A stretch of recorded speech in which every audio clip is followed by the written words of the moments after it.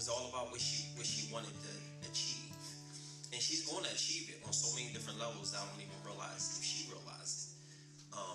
But I just like to reiterate that people who help people need help too. It's happening, so I'm relieved now. Yes, we about to have showtime. It's about to be showtime. Thank you, BJ. Ebony White, could you please come do the honors? Give it up for her because it's been hard. Y'all have no idea what she's been going through. You know what I mean? And sometimes she wanted to get frustrated. She felt like she wanted to quit, but that little engine that kept pulling inside of her. Runners, take your marks.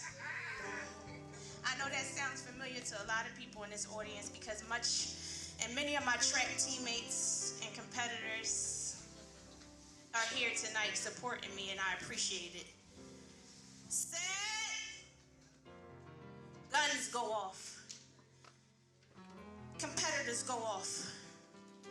I went off. I've been running for my life. I started running since the age of 9.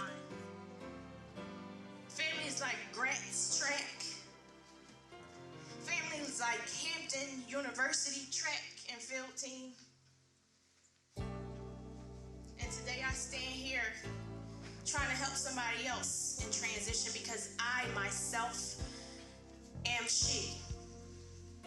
I'm still in transition. People ask me, after all you've been through, after all you've experienced, how do you continue to go on? Well, Verda T. White, who ended up being coach, she kept telling me and my sisters, you are my winner. I am Ebony White. I am in love with me. I am in love with God. How do I continue to go on? It's the man above. I am not my pride. I am my peace within. I found me, and guess what? I graduated from Hampton University with a degree in sports management. I also graduated from the University of Pennsylvania with my degree in social work. I love me. I love you. And I love my beautiful butterfly, Ayla Jimmy-C. She pushed me through this project. She is my why. I wanted to make sure that these young girls had some place to occupy at the end of the year, the beginning of the year, at the end of the day, when they wanted some place to lay, instead of on their backs, allowing somebody else to give them a good smack. I wanted these women to actually have peace. And it's not all about me. This thing right here is not about me at all. It's about the one who froze to death at 3434 North 10th Street. Had it been the midsummer, she might have survived. That's exactly what the ambulance told my sister when she arrived. Don't leave our daughters in the streets. Don't leave them in the dead of winter. I set out on a mission. I know it's a little ambitious, but I'm trying to provide a place for these women to stay by January 2016. That means we need all hands, eyes, ears, money, windows, pipes, whatever you can to contribute, even if it's just a quarter or two. I don't care. Go fund me, go buy me, go pay it forward, go to a place of their own, .us, whatever you gotta do, but we need some money. We need some supplies. We need you in order for our young sister to survive. Thank you very much. I'm looking forward to hearing from you all in the future, but I actually have some more people who I want to actually bring it. So Dee Dee and Ruby and Evelyn and all my people. They said I wouldn't make it. They said I wouldn't be here today. They said I wouldn't amount to anything. There were many who started out with me, but now they're gone away. But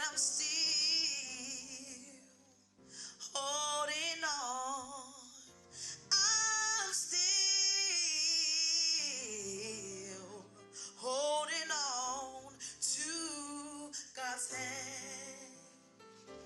You see, when I was young, I gave God my hand, and I told him to lead the way. Though the road's been rough and the going's been mighty tough, but I'm not going nowhere. I am here to stay. No matter what I'm going through, no matter the trial, but I'm still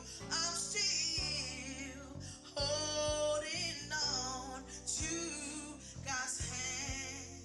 No matter how hard it gets, I'm still holding on. No matter how much I have to cry, I'm still holding on to God's hand. God bless you.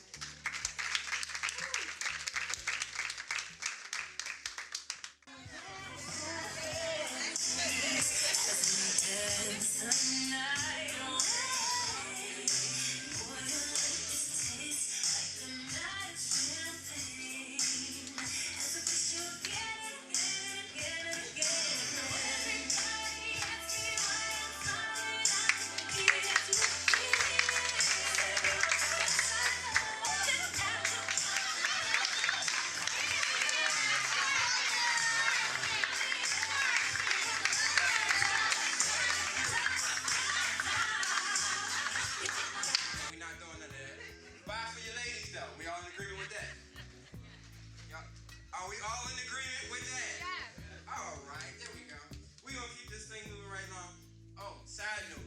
We need 5 models for 5 more dresses that's coming out. Anybody?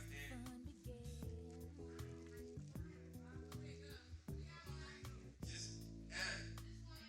So for your next situation, right? We're going to go find some people. We got 4 here? We got 5. We good. All right, we're going to move right along. I'm going to let y'all know when we're ready for y'all. Let's keep it going. So, now we're going to have Fit Dance to Beyonce, Who Runs the World by Evelyn Dwyer. I know we got... I am so excited to be here. I did have a dance prepared to perform, but I think it's more appropriate for me to tell you a little bit about my story and what led me to even do fitness dance. Ev, I just want to say you are inspiring. I know Ebony from track and field, and I never knew that you carry such a weight. And just to hear you up here and just to see how your pain has connected to your purpose is really inspiring. So God bless you, and thank you for having me. I feel really honored. I am extremely passionate about women looking at themselves in the mirror and accepting who they are. I was silently suffering, and for a long time, when I looked in the mirror, I did not see me for me. And so when I do my dance fitness classes, I host them out in New York. My main purpose is to inspire women to embrace themselves and feel good about themselves while staying mentally fit and physically fit, because we are supposed to take care of our temple. So that's my story, and I'm extremely passionate about what Ebony is doing. Women need help. We need that support. But Ebony has paved the way and provided a facility for women to really get the help that they need. They need this support. I'm supporting you, and I encourage you to support this movement. This changes generations. Thank you so much. God bless y'all. So now we're going to have spoken words by Ruby A. Jackson. Is Ruby in the building? Ruby like the only one on here with a regular name. I ain't had trouble pronouncing that one. This is a poem for women whose issues earthquake out of the Richter scale. Hope dilapidated, lives disheveled, still rumbling with the painful memories of her past. This is a poem for women who wake up to the forecast of cloudy with a chance of fear, cloudy with a chance of shame, cloudy with 60% chance of inhibition and indecision. This is a poem for women planting naked selfies on Instagram, whose desire of the limelight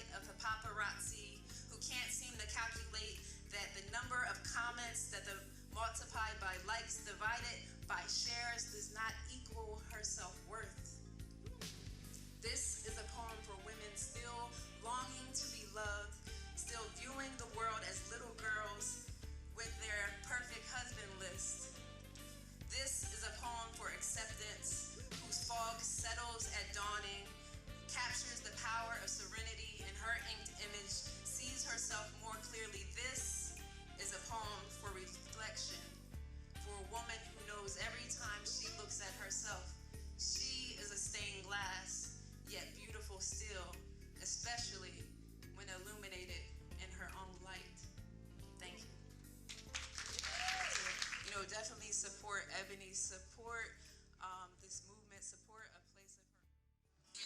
Tell her you can and you will. You can and you will. You can and you will.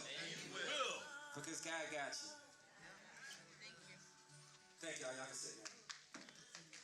This is the baby that my sister is raising for Eli. This is who she left behind, and this is who we won't leave behind.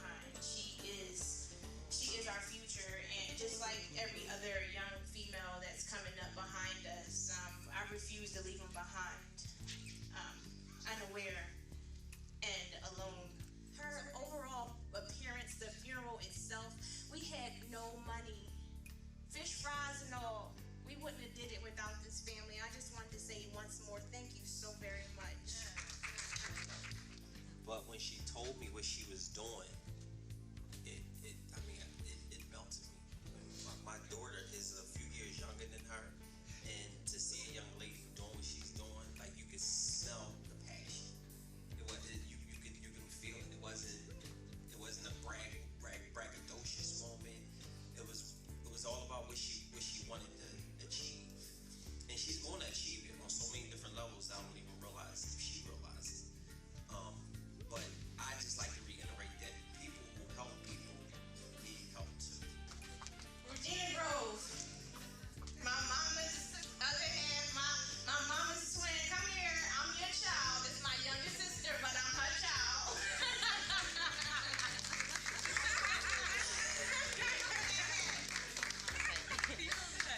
This is my baby sister right here. I know she acts like my mother, but so I love you and I appreciate everything you did for this event.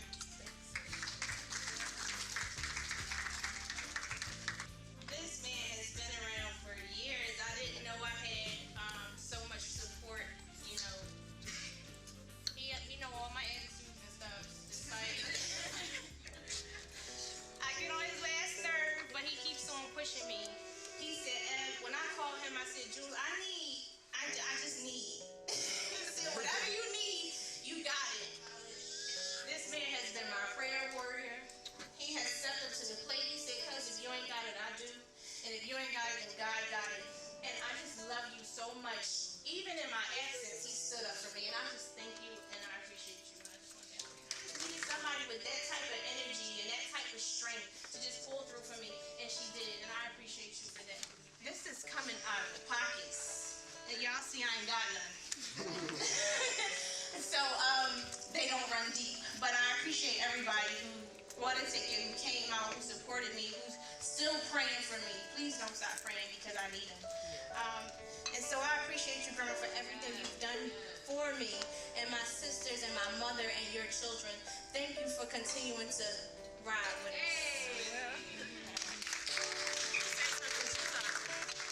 And also, always tell Abby, do the best you can, whatever you do. I noticed when she would get a certificate, I said, what's the matter, Ed? I don't want no certificate, I want a trophy. She's a trophy now. Hey! She's a trophy now. I have so many. Sometimes in certain families, down certain roads, when times get hard, you're supposed to be able to call on family. And a lot of times, family's not there the way that they should be. So I say that family is family. It doesn't mean because you're related in blood or whatever, but family is those key and quality things that you do to make you become considered family. And I want to say that each and every one of y'all in this room is definitely her family because you could have been anywhere, but you're here. So I want y'all to give it up for yourself first and foremost. I'm so proud of you, and you deserve everything that comes your way. You're welcome. I'm done. Don't come on. Abby, when I talk to this young lady, I tell her all the time that she inspired me. I love the way she loves the Lord. She just, I want to grow up to be like her, but she's younger than me. But I love you in those last words.